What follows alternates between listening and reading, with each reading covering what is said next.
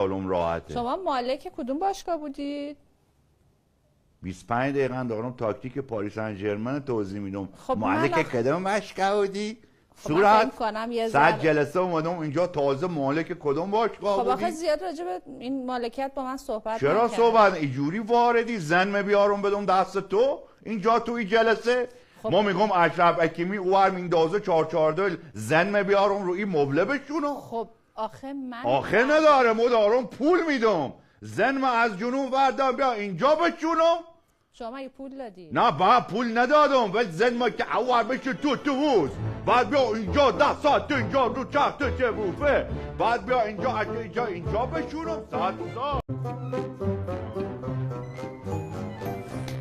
خب خوش اومدی. خسته نباشین قربان شما. شما هم خسته نباشید. میگم خانم دکتر عذرخواهی میکنم. بله. ما اگر در آینده ایشالله ازدواج کردیم ما 2 نفری هم میتونیم با خانم بیام اینجا پیش شما مثلا برای اختلافات، مثلا اگه بین اختلاف مثلا زوج افتاده بود میتونیم مثلا برای اختلافات 2 نفری هم بیام شما حل کنیم. قشنگترین کارو میخوای بکنی. یه دم میفرمایی؟ ببینید آقای جناب خانم، زوجایی که میان پیش مشاور، میان پیش روانشناس، هیچ وقت روابطشون دچار مشکل نمیشه. یعنی از همون اولی که مثلا اینجوری با ازدواج کردیم مثلا هفته یه بار میام پیش شما، نه قشنگ میشه؟ حالا هفته یه بارم لازم نیست. هفته چند بار ما بیایم قشنگ میشه مثلا که زندگی موفقی داشته باشیم. نه اولش که اصلا مشکلی نیست، ولی اگر خدایی نکرده به مشکل برخوردید ما میتونیم خیلی کمکتون کنیم. تو کارام یعنی واردی نه؟ تو مثلا بله. 2 نفری هم باشیم واردی. بله اصلا درسش خوندی نه؟ بله. یعنی پول که میدیم نریختیم تو جوب.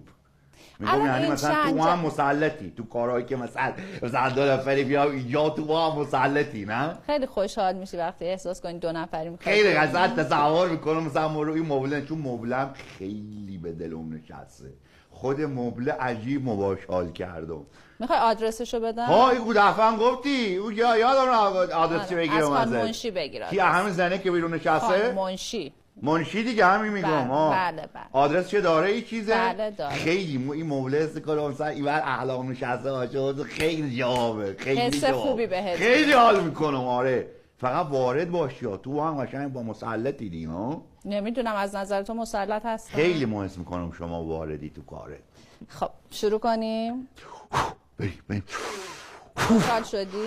نه دارم خودم آماده میکنم برای جلسه. بفرما. نه آروم باشین، قراره که یه جلسه خوب داشته باشیم. نه یکم اول که میخوام صحبت کنم یک کوچولو استرس میگیرم اول که میخوام اونجا تمام صحبت کنم.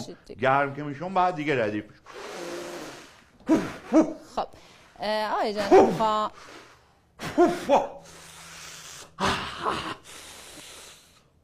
خب من احساس میکنم که کافیه. الان دیگه گرم شدی. نه میخوام قشنگتون خود بریزم بیرون، چون دارم هزینه میکنم هم بتونم استفاده کنم از جریان جلسات. هزینه کردید شما؟ نه میگم خب بعدن خب بدم بالاخره هم بتونم استفاده بکنم از جلسات. بسیار عالی.